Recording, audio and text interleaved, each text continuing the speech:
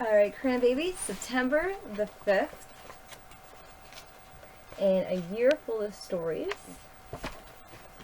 is Magic Pants. It was Katie Kitten's first day back at school after summer vacation.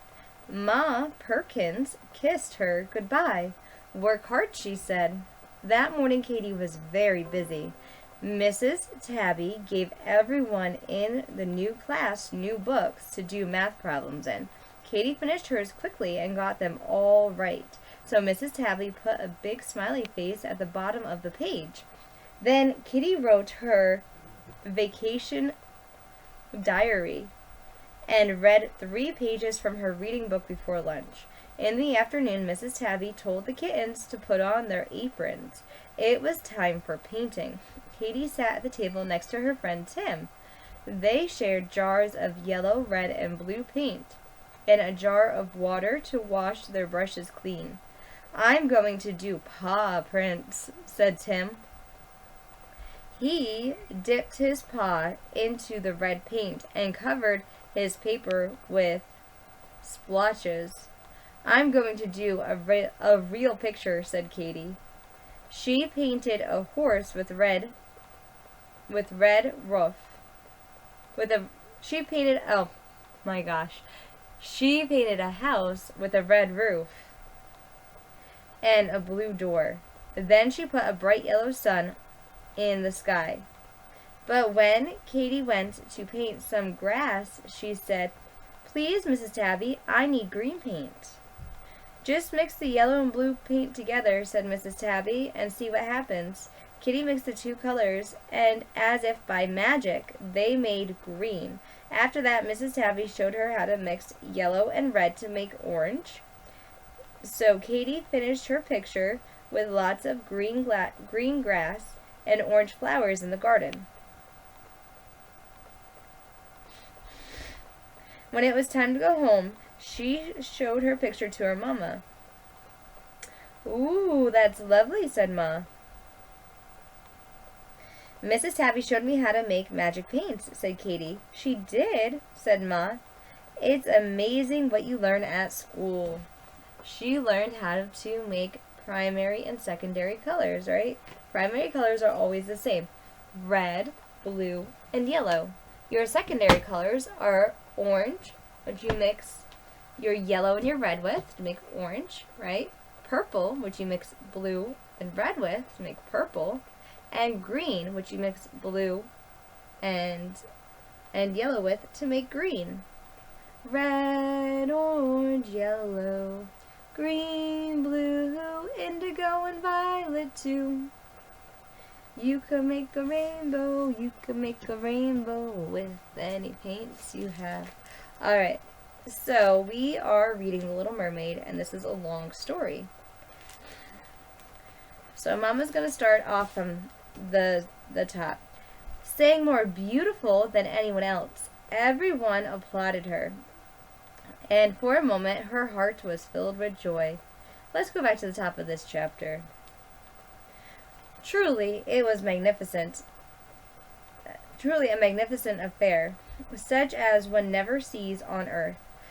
The walls and ceilings of the great ballroom were made of thick, transparent glass, G-L-A-S-S, sorry baby. Mama gets, certain words just tangled. Like, I'll say walk, like I'm taking a walk, but sometimes it comes out rock, like a rock on the ground, because my R's and my W's sometimes get twisted, stuff like that.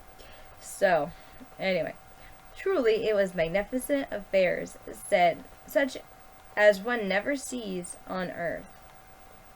The walls and ceilings of the great ballroom were made of thick, transparent glass, and rows on each side stood several hundred gigantic shells, like seashells, rose red and grass green. A blue fire was blazing in each. Oh my, imagine how beautiful that is. They lit up the entire room, and shining through the walls, lit up the sea as well. Innumerable fishes, great and small, could see could be seen swimming near the glass walls. Some had scales gleaming scarlet, while others shone just like silver and gold. Down there, the middle of the hall, the flowers, a broad stream on which the mermen and mermaids danced on their own beautiful singing. No voices such as theirs are ever heard among people of the earth. The little mermaid sang most beautifully than anyone else. Everyone applauded her, and for a moment her heart was filled with joy, for she knew she had the loveliest voice of all, on the earth or in the sea. But she could not forget the handsome prince, nor her sorrow at not having an immortal soul. So she stole out of her father's palace, and while everything within was joy and gaiety, she sat sadly outside in her little garden. Suddenly she heard bugles surrounding down through the water, and she thought,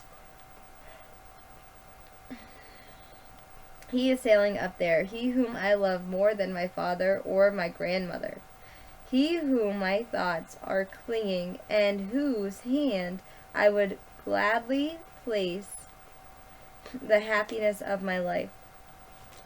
I will risk everything in my world to win him, and an immortal soul. While my sisters are dancing in my father's palace, I shall go to see the sea witch. She has always terrified me, but perhaps now she can advise and help me." So she left her garden and set out toward the roaring whirlpools, for beyond them lived the witch. The little mermaid has never been that way before. No flowers grew there, only the bare, gray, sandy bottom stretched as far as the whirlpools, which swirled around like roaring mill wheels,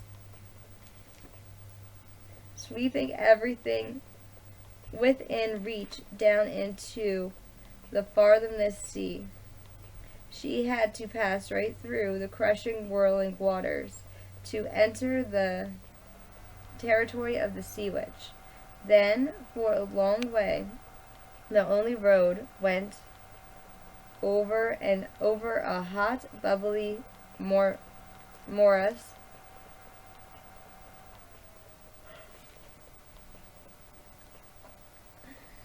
her peat bog, as the witch called it. Behold, it lay her house in the midst of the strange-looking forest. All the trees and bushes were polyphus, half animals and half plants. They looked like hundred-headed snakes growing out of the ground. The branches were long, slimy arms with slithering worm-like fingers, moving joint by joint from the root of the very top. They twined around anything they could reach, never losing their grip. Terror-stricken, the little mermaid stopped at the edge of this forest. Her heart beat faster and with fear, and she almost turned back. And then she thought of the prince and of the human soul, and her courage returned. She bound her long, flowing hair tightly round her head, so that the platypus may not seize her by it. She folded her arms clumsily across her breast, and darted off as a fish darts through the water in among the hidden polypus, which stretched out the simple arms and fingers to catch her. She saw how each of them clung tightly to someone and something it had caught. Alright, my mom is really tired actually. I want to take a nap, I think. Alright, let's do we sit and watch the rain as it falls from the sky.